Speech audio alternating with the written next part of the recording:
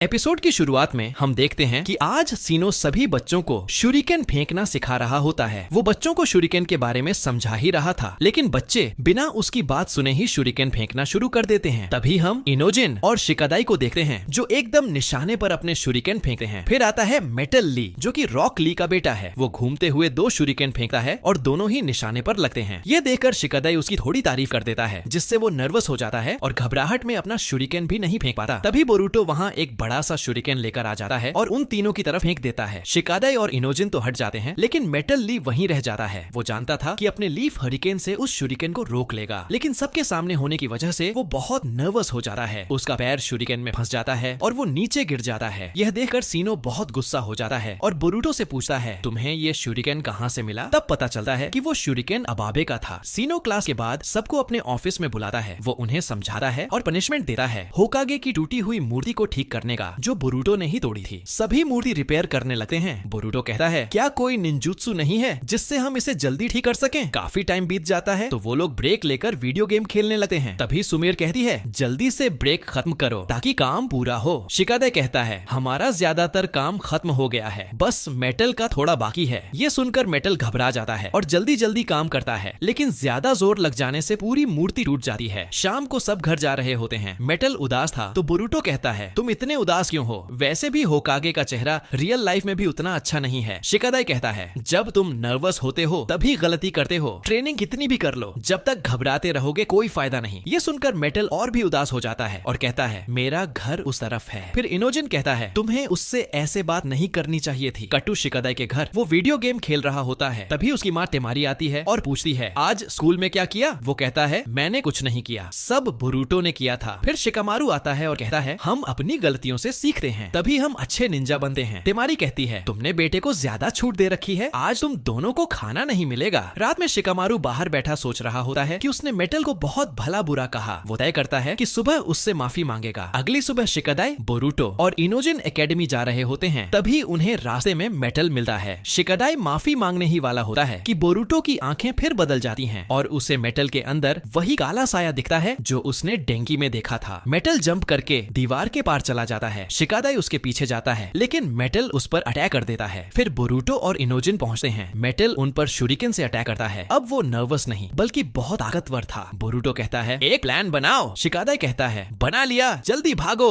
वो तीनों छिप जाते हैं। बोरुटो अपने 3 शैडो क्लोन्स से मेटल का ध्यान भटकाता है और शिकादाई उसे अपने शैडो पैरालिसिस जुत्सु से पकड़ने की कोशिश करता है, लेकिन मेटल रेंज से बाहर चला जाता है। तभी इनोजिन अपने स्क्रॉल से कुछ सीढ़ियां निकालता है और मेटल पर अटैक करता है। शिकादाई झाड़ियों से निकलकर उसे अपनी शैडो से पकड़ लेता है। असल में जो पहले अटैक कर रहा था वो बोरुटो का ट्रांसफॉर्मेशन जुत्सु होता है। मेटल कहता है, ट्रांसफॉर्मेशन ठीक है, लेकिन तुमने शैडो का इस्तेमाल कैसे किया? तब पता चलता है कि वो शैडो जुत्सु नहीं बल्कि इनोजिन के इंक स्नेक्स थे। मेटल गुस्से में आ जाता है। शिकादाई कहता है, मैं ज्यादा देर नहीं रोक पाऊंगा, जल्दी कुछ करो। बोरुटो उसे पंच करने बढ़ता है, लेकिन शैडो जुत्सु टूट जाता है और मेटल गिर जाता है। उसके अंदर का काला साया बाहर निकल जाता है। फिर शिकादाई उससे माफी मांगता है। मेटल कहता है, कोई बात नहीं, चलो क्लास चलते हैं। शाम को बोरुटो घर आता है और हिनाटा से पूछता है, मॉम, आपकी आंखों में ये ब्याकुगान है ना, इससे आप क्या देख सकती हैं? हिनाटा बताती है, ये ह्यूगा क्लैन वालों के पास होता है, हम इससे बहुत दूर तक, यहाँ तक कि आर पार और चाकरा तक देख सकते हैं। बोरुटो सोचता है, क्या मैंने मेटल और डेंकी के अंदर वही चाकरा देखा था? तभी नारुतो घर आता है। पूरा दिन काम करके थका हुआ वो बिना खाना खाए सो जाता है। ये देखकर बोरुटो को बहुत गुस्सा आता है, क्योंकि हिनाटा ने प्यार से खाना बनाया था और नारुतो खाए बिना ही सो गया। अगले दिन एकेडमी में बोरुटो, शिकादाई और इनोजिन क्लास बंक करके वीडियो गेम खेल रहे होते हैं। तभी मेटल आता है, तुम तीनों वीडियो गेम खेल रहे हो, मैं टीचर से बताऊंगा। बोरुटो और शिकादाई कहते हैं, आओ हमारे साथ खेलो, इससे तुम्हारा टीम वर्क स्किल अच्छा होगा। मेटल मान जाता है और खेलने लगता है। तीनों उसे चीयर करते हैं और मेटल फिर से नर्वस होकर बोरुटो का वीडियो गेम तोड़ देता है। और इसी के साथ ये एपिसोड यहीं खत्म होता है। तो आपको ये एपिसोड कैसा लगा कमेंट करके जरूर बताना। अगला एपिसोड देखने के लिए चैनल को सब्सक्राइब कर लेना। वीडियो पसंद आई तो लाइक भी कर देना। मैं मिलता हूँ आपसे बहुत जल्द किसी नेक्स्ट